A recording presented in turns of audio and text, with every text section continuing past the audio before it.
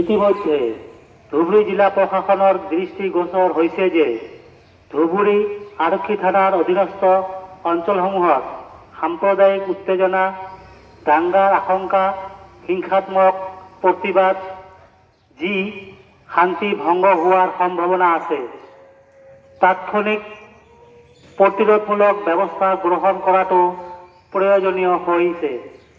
সেয়েহে ধুবুৰী জিলা দণ্ডাধীশে ভাৰতীয় নাগৰিক সুৰক্ষা সংহিতা ধাৰা 163(1) অনুসৰি কেতবৰ নিষেধাজ্ঞা জাৰি কৰিছে। আজি ঘটনাটো খুব উদ্বেগজনক। আমি এনেকুৱা কেতিয়াও নিবিচাৰোঁ। আমি সবসময় প্ৰশাসনক হেল্প কৰাৰ কাৰণে ৰেডি আছোঁ।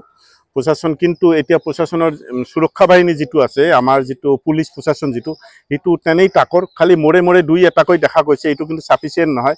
কিবা একটা অঘটন ঘটিব লাগিলে এই প্ৰশাসনে কিন্তু চাফিচিয়েণ্ট নহয়। সেইকাৰণে প্ৰশাসনক মই আপোনালোকৰ জৰিয়তে মই অনুৰোধ কৰিব বিচাৰোঁ যে ইমিডিয়েট ইয়াত ব্যৱস্থা কৰক, নহ'লে কিন্তু আমাৰ অৱস্থা খুব উদ্বেগজনক হৈ আছে।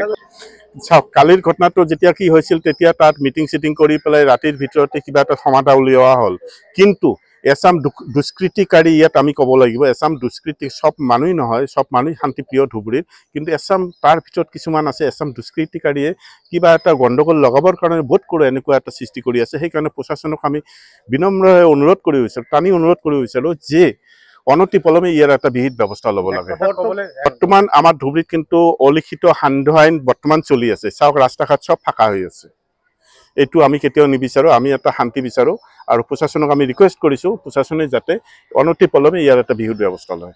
এখন শৈক্ষিক উন্নত মানদণ্ডৰ নিৰ্ভৰযোগ্য ইনষ্টিটিউচন বিচাৰি আছে নেকি? তেন্তে আহক NEF গ্ৰুপ অফ ইনষ্টিটিউচন লৈ, য'ত আপোনালোকে BA, BCom, BBA, BSW, MA in Sociology, MBA, MSW, BPharm, DPharm, BPT, BMLT, DMLT আৰু জিএনএমৰ বাবে নামভৰ্তি কৰিব পাৰে।